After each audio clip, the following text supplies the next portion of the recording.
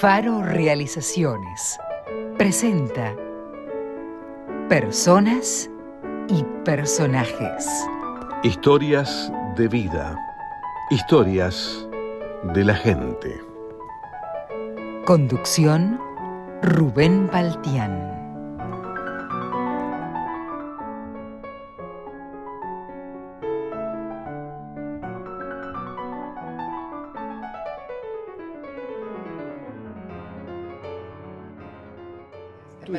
Para mí es un tremendo honor. Bueno, muchas gracias. Y además, yo soy palabrera, a mí amo las palabras, así que esto de estar conversando, estoy en mi salsa, es lo que más me gusta hacer. ¿Qué es la narración? Qué pregunta amplia y tan simple de responder, es contar historias. Recién hablábamos un poquito de la infancia. Bueno, yo creo que todo lo que sucede en la infancia es para siempre. Estoy convencidísima de eso. La formación del niño, que será hombre eso y se desempeñará en la siempre. sociedad. Y yo tuve una infancia con muchas historias. A mí me contaba muchas historias mi mamá. Me contaba muchas historias mi abuela. Yo vivía en Guatraché, que era en aquel entonces... Bueno, nuestra generación pasó por tanto cambio, ¿no? Sí, claro. Nada, de que no existiera el televisor o en blanco y negro. Estamos hablando de la década del 60. Claro. Ahora, bueno, que estamos con la inteligencia artificial, en el medio pasó de todo. Claro. Y siempre estos cambios adaptándonos. Yo creo que hemos sido afortunados porque pudimos ver todo eso. Sí. Sí. ¿Cuántas cosas vimos? Si bien es cierto que permanentemente estamos adaptándonos. Y sospechando. Y sospechando, y además esta cosa de donde nos adaptamos a algo ya cambió. Sí. Y el cambio es muy vertiginoso. De pronto pasa que en un año es como una era geológica en el medio de los cambios que se producen. Claro. Sí, son muy veloces. Y necesitamos adaptarnos todo el tiempo. Pero bueno, decía que en aquella época, cuando yo era en mi infancia, Guatraché, pueblo pequeño, calles de tierra, no había librerías, tampoco había bibliotecas. Sí tuve historias contadas, narradas oralmente, acá aparece la narración oral. Claro. Y cuando fui a la escuela tuve la suerte, el privilegio de tener una maestra que ahí en los pueblos se repetían, así que era la misma en primero, la tuve en segundo, la tuve en tercero, que amaba la lectura y dar de leer. Y tenía libros en su casa. Claro. Eso es lo que... Y para mí eso es... Otro capital. Es otro capital y además es darme cuenta de el abismo que hay entre un chiquito, en cuanto a posibilidades, no en un mundo lingüístico como el que vivimos.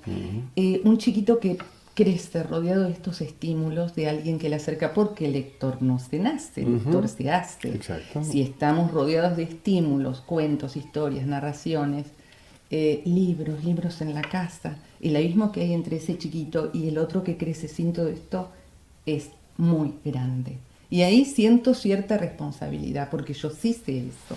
Bueno, hay quienes no sienten responsabilidad. Claro. Esa es otra condición de cada uno de los seres humanos, ¿no? Esa es otra charla. Es parte de la formación. Las primeras narraciones quizás datan de la época de la Biblia. O antes. Claro.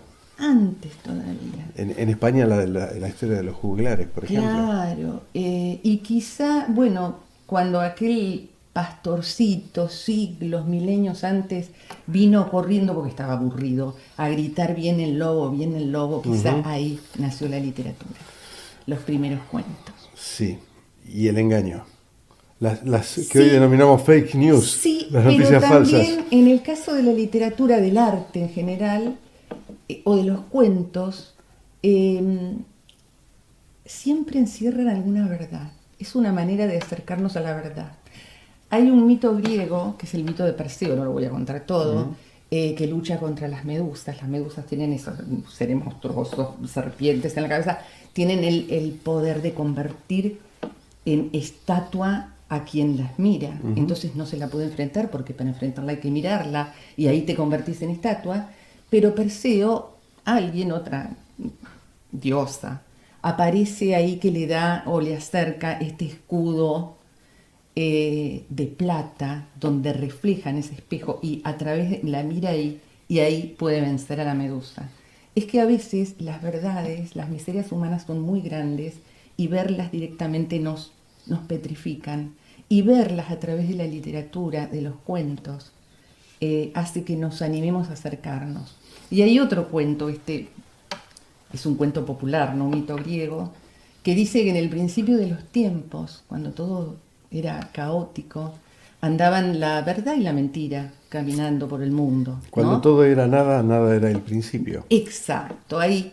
Y andaban la verdad y la mentira. Y bueno, la mentira iba ataviada con sus mejores ropas, muy maquillada, llena de joyas, con velos.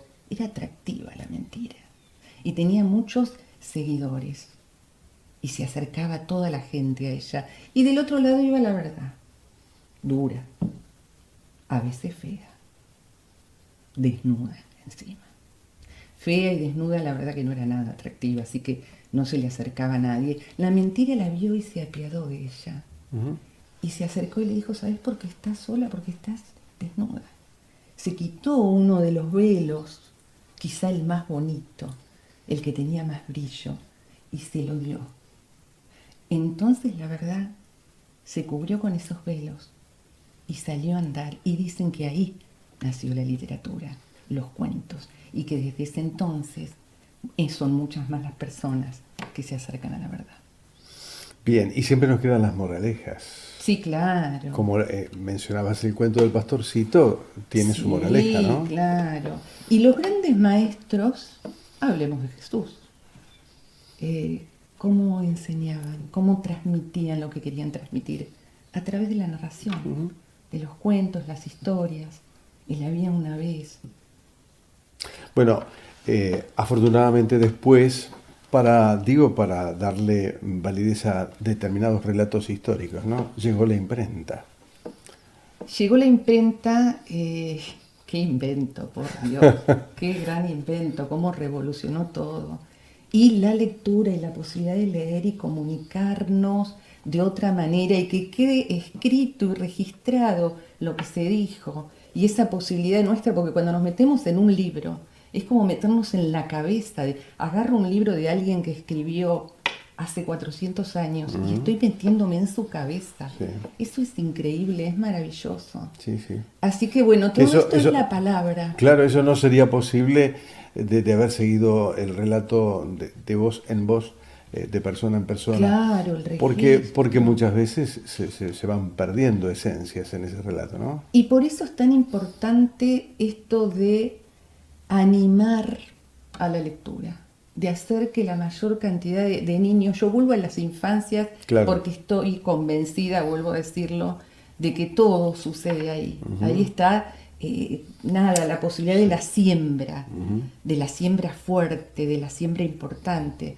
Entonces esto de animar a la lectura, de acercar libros, de generar acciones que acerquen a las infancias y a las personas adultas también, que algunos se acercaron a los libros. Y la narración es un buen recurso para esto. Hablando de la actividad de los narradores en Bahía Blanca y que tenés la fortuna de dirigir, ¿no? En estos días se están preparando un encuentro. Va a haber un lindo encuentro. Esto es una continuidad de la cita de narradores que organizaba Marita Berenguer, que de pronto hubo un parate ahí, y ahí la retomamos con el narraencuentro, es el tercer narraencuentro, Biblioteca Rivadavia, 6 de octubre. Para no estar aburriendo con todos los detalles, es muy simple entrar a la página de la Biblioteca Rivadavia o a la página de narraencuentro, o se acercan y nos preguntan, pero va a estar muy bueno esto. Y eso está bueno porque justamente nos encontramos para contar historias. Claro. Y además, nutrirnos. Por eso, y además ahí se da el intercambio con quien es el receptor de las historias. Exactamente, que es indispensable, esa ida y vuelta. Colegio Rosario Vera Peñalosa. Prestigio educativo en sus 3 niveles: jardín de infantes, maternal, primario y secundario. Idiomas inglés e italiano. Talleres extraprogramáticos. Colegio Rosario Vera Peñalosa, al servicio de la educación.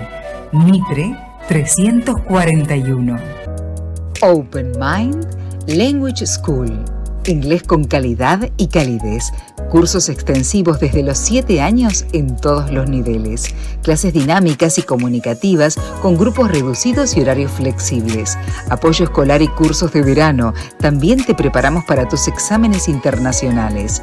Estamos en Casanova 715, teléfono 291-443-5053. Open Mind. Faro Realizaciones. Desde el año 2001 generando contenidos. Personas y personajes.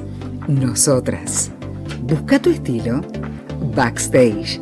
Bien de viernes. Publicita con nosotros. Desde Bahía Blanca, proyectados al mundo. Nuestros teléfonos 291-570-3705 y 2916-491162.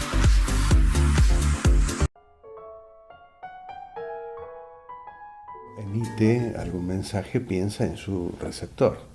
En el caso de las narraciones, ¿hay algún público en particular, más allá de esta referencia que hicimos antes, a los niños, o la narración llega a todas las edades? La narración llega, hay públicos que son más difíciles, que son un verdadero desafío. A mí personalmente son los que más me interesan, porque cuando siento que los enganché, me interesan en ese sentido. Siento la satisfacción de, estuvo bueno esto. Y es el público adolescente. Uh-huh. Cuesta mucho llegar al público adolescente porque ya por ahí, por estar en esta etapa que todos hemos atravesado, qué linda etapa, por favor. Creo que con una diferencia, no teníamos teléfonos celulares. Claro, no, exactamente, y otras diferencias objeto también, de distracción. Pero esa es tremenda diferencia. Pero también hay una cosa natural en estar en contra de lo que venga de los adultos, ¿no? Esta cosa en rebeldía. Los adultos vienen y presentan esta, ya estoy como rebelde porque viene un adulto y me lo dice. Entonces lograr entrar ahí con una narración y tener a los pibes y pibas así es, para mí, lo máximo. Claro. Ese es un público más difícil. Uh-huh. Los niños son otro desafío, porque el niño se interesa, es curioso naturalmente por todo, y entonces le vas a contar una historia, pero si no lo atrapas, a los 5 minutos, sí, exacto, empieza a buscar, quiere ir al baño, claro, empieza a jugar, o se va. O sea, el niño no te caretea, no la está pasando bien, se aburre y te lo demuestra. Los niños siempre dicen la verdad. Exacto, de eso se trata. Entonces también es un desafío muy interesante captar la atención de los chicos. En cambio, el adulto te la caretea más. Capaz que te está escuchando así, piensa, y ahora voy a comprar las milanesas a la pasada, y está fuera de la historia. Claro. El adulto es difícil en ese sentido, pero no, también te das cuenta. Por eso, para el narrador es muy importante la mirada. En la mirada del receptor te das cuenta cómo está llegando la historia. Uh-huh. O depende de qué tipo de historia sea. Si estoy contando un cuento que es para reírse y están hilarantes y se ríen, es porque está llegando la historia. Exacto. Si es un cuento que conmueve y veo los ojos brillantes y la mira, sí, está llegando la historia, atravesando por algún lugar. Sí, yendo a lo que podría llegar a ser un manual práctico de cómo ingresar a la narración. Si queremos hacerlo. Bueno, ¿cómo lo hacemos? ¿En primera, segunda persona, tercera? Por empezar, todos estamos en condiciones de contar historias. Es algo que tiene que ver con nuestras raíces, nuestras raíces antiquísimas. Somos contadores de historias, estamos hechos de historia. Uh-huh. Yo estoy convencida, como Galeano, eso de que los científicos dicen que estamos hechos de átomos, pero me contó un pajarito que estamos hechos de historia. Estamos hechos de historia. Y desde ese lugar todos podemos contar historias. A mí hay un narrador que me fascina, que cuando lo veo contar estoy así, dejo todo, que es Luis Landricina. Ah, claro. Y Luis Landricina, no sé si habrá hecho cursos de narración, la verdad. Tiene ese don natural. ¿Y cuántas personas lo tienen? Uh-huh. Que te cuenta y vos estás así. Bueno, obviamente hay técnicas, hay entrenamientos para mejorar todo lo que tenga que ver con las pausas, con la mirada, con el gesto, con la dicción y todo eso. Pero hay personas que lo tienen naturalmente y se aprende a contar contando. Claro. así como se aprende a caminar caminando. Claro. Entonces es cuestión de ponerse a contar.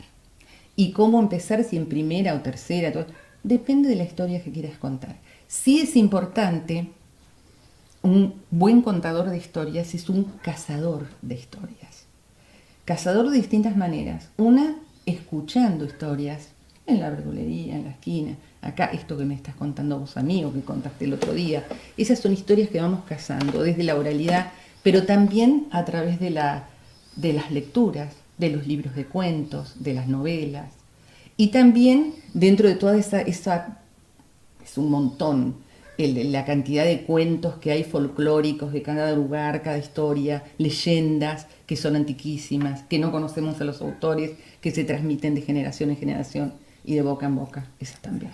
Y está también en la facultad del narrador ir incorporándole pequeños matices, Sí. como es el caso que mencionabas de Landricina, que conoce las intervenciones de terceras o cuartas personas en el ambiente donde él está haciendo el relato, y eso es lo que provoca la hilaridad, ¿no? Exacto, ser Claro. un gran detallista, como quien escribe cuentos, es lo mismo, vas contando la historia y cada detalle enriquece la imaginación del receptor y la completa.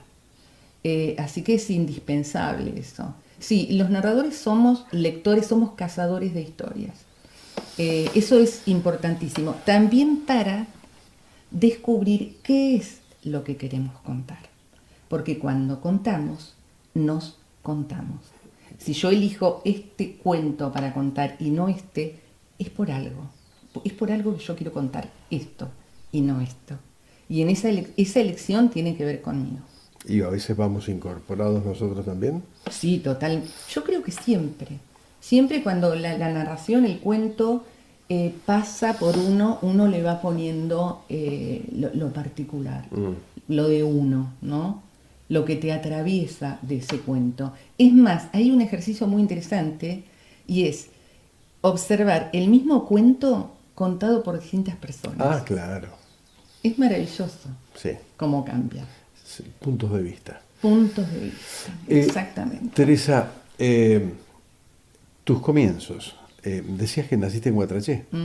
¿Estuviste siempre en Guatraché o viniste a Bahía Blanca de joven? Vine a Bahía Blanca a los 19 años. Yo me casé, soy de la época en que nos casábamos muy jóvenes. Ajá, sí. Yo me casé a los 19 años con un bahiense, por eso estoy viviendo acá.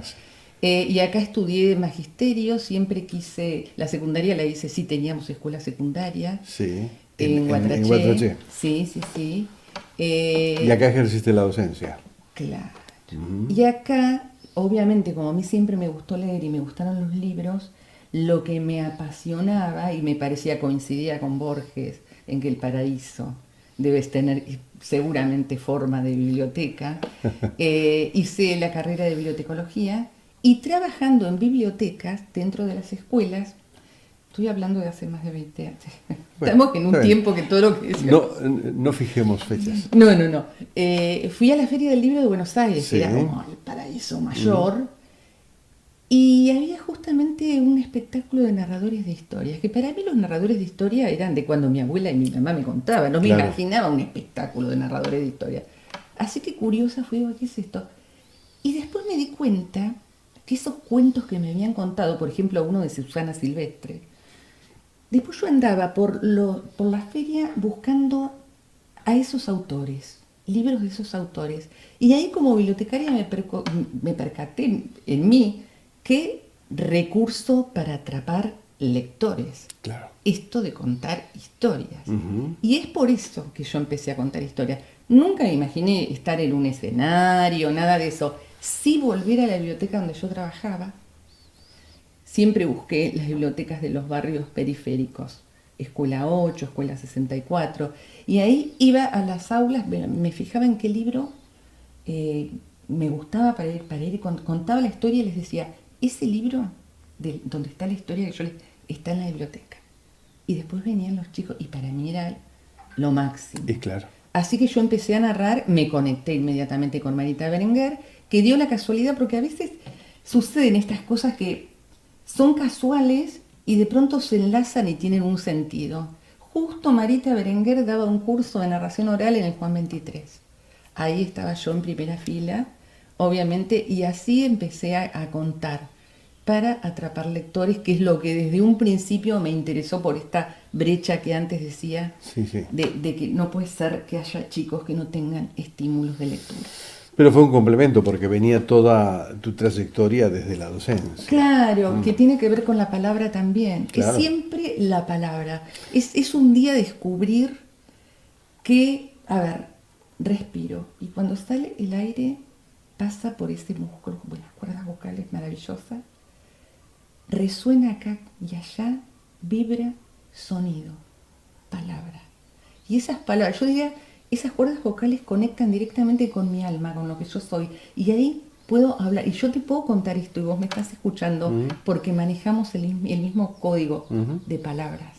Mirá si será importante que si yo te hablara en japonés, vos no entenderías nada. O capaz que sí, porque capaz que pero tenés seguro, un japonés muy fluido. No, estaría prestando atención para ver si descubro algo Claro, que me comunique. sí, seguramente Sí, sí. vos... ¿Cómo claro. nos pasa con los otros idiomas? Exacto. Sí, Bueno, sí. pero esto de la palabra, este mar de palabras que tenemos alrededor y en el cual estamos sumergidos y no nos percatamos de la importancia que tiene, esto de apropiarnos y tener cada vez una vorágine de más y más palabras que nos habiliten a comunicarnos, a leer lo que aquel filósofo escribió hace 4 siglos, a contar lo que yo pienso de lo que vendrá mañana y a que hablemos de esto. O sea, es como que un día me percaté de eso y entendí, de pronto hasta le encontré una explicación bíblica. Esto del verbo, yo soy el verbo, sí, es la palabra. La palabra lo que comunica directamente con el alma. Y cuando vos nos contaste tu historia el otro día, que yo estaba así, ahí en la cooperativa, te estabas contando. Y era tu historia y era tu alma lo que afloraba. Y es eso. Es tan importante y tan simple que por ahí no nos damos cuenta. Así que por eso es esto de contar y contar. En tu trayectoria hay una gran cantidad de escritos, hay obras premiadas. Sí, bueno, pero esto de escribir también tiene que ver, es siempre alrededor de la palabra. Sí. Cuando te vas llenando de palabras, y eso me pasó más que nada en mi infancia. Es la herramienta. Claro, cuando no tenía libros tantos a mi alcance en mi infancia, de pronto te pones a inventar historias. Los niños son grandísimos inventores de historias. Qué lindo ejercicio para cualquier papá, cualquier mamá. Los abuelos ni hablar, porque los abuelos por ahí tienen más tiempo. Y los papás tienen que encontrar ese tiempo. Cuéntenles historias a sus hijos. Y si no saben ninguna, invéntenla. Y se van a dar cuenta cómo los chicos suman. Y ahí aparecen historias nuevas. Son grandes inventores, tienen una imaginación prodigiosa. Y es un momento ideal, ese intercambio para conocernos. Porque a medida que este niño, esta niña me va pidiendo, contame otra vez contame otra vez aquel. No me lo cuentes porque me da... Voy conociéndolo, conozco sus intereses, sus miedos, lo que le da risa, sus ganas, a través de todo lo que... O sea, es tan importante, tan simple, un ratito de sentarme a contar una historia, cortita así. Y a veces, si uno los estimula a ir incorporando algún personaje también a aquella historia, hacen, claro, que ellos mismos... ¿Y cómo mismos nos acordamos pidan. Toda la vida? Sí. Nos acordamos de aquella historia que inventé alguna vez y queda ahí presente. Bueno, entonces por eso aparece lo de escribir. Claro. De pronto se me dio por inventar historias que no estaban escritas. O que yo creí, ahora ya sé que todo está escrito, que yo pensaba, o las que yo hubiera querido leer, y empezás a escribir y es un juego, es muy lúdico todo. Pero bueno, los premios son un mimo. Siempre es esta cosa Sí, de bueno, decir, otro estímulo qué más. bueno esto, claro, sí. Son hitos. Sí, pero uno lo hace porque así como quien le gusta cantar, canta, esté donde esté. Claro. Y esto de escribir es así. ¿Tu obra o tus relatos dónde se pueden encontrar? En varias editoriales, pero también, bueno, me buscan en las redes sociales y ahí están, pero bueno, de acá de Bahía Blanca, MB, Editorial Quipu también me editó, Editorial Amauta también me editó. Hay varias dando vueltas por ahí. Acá la gran maestra, nuestra gran maestra es Marita Berenguer. Sí, con ella la conozco desde Sí, claro, ella fue... Hemos compartido relatos en Radio Nacional. Claro, ella fue... Yo era el encargado de hacer la lluvia con el arroz. Ay, no, claro, porque entonces eso sí, me encanta, sí, una genia. Sí, claro, y que casi podemos decir que fue una de las primeras que incorporó a la actividad narradora. Decían, es narradora oral. Claro. Y en algunos casos había que explicar qué significaba. Claro, ¿qué significa? Y por ahí ahora también, pero ¿qué contás cuentos? Pero que cuentos, chistes verdes, esa cosa. No, pero cuentos chistes, no, cuento literatura, ¿no? Esto de la narración oral que es, volviendo a la pregunta inicial, Sí. yo creo que es sacar al libro del estante, ponerle zapatos cómodos y hacerlo andar. Y sobre todo llegar a donde normalmente no llegan. O no llegan por distintos motivos, pueden ser sociales, culturales, económicos. Por ahí un cuento de Cortázar. De pronto yo puedo ir y contarlo en un lugar donde quizá no llegaría ese cuento de Cortázar de otra manera que no sea la oral. Y sí ahí puedo decir, este cuento es de un autor argentino que se llama Julio Cortázar. Y pueden encontrar sus libros acá, allá y en el otro lado. Entonces eso también. Se establece una diferencia entre el narrador verbal, el que no apela al libro, y el que lee. Hay una diferencia inicial. En algunos lugares de Latinoamérica, en Colombia, por ejemplo, diferencian el cuentacuentos del narrador oral. Yo diría, el narrador oral es cualquiera que cuenta una historia oralmente.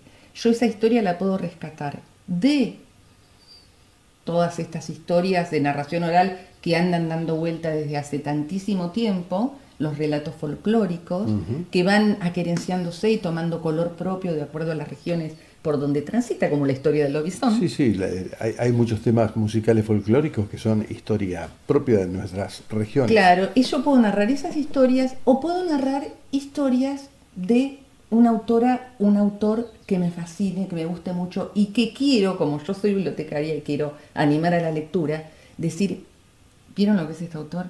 Búsquenlo, está en la biblioteca. Claro. Entonces contar por ahí un cuento de Cortázar, un cuento de una escritora que me fascina, de las que tenemos ahora, es Alejandra Camilla, me fascina, excelente, o Samantha Schweblin.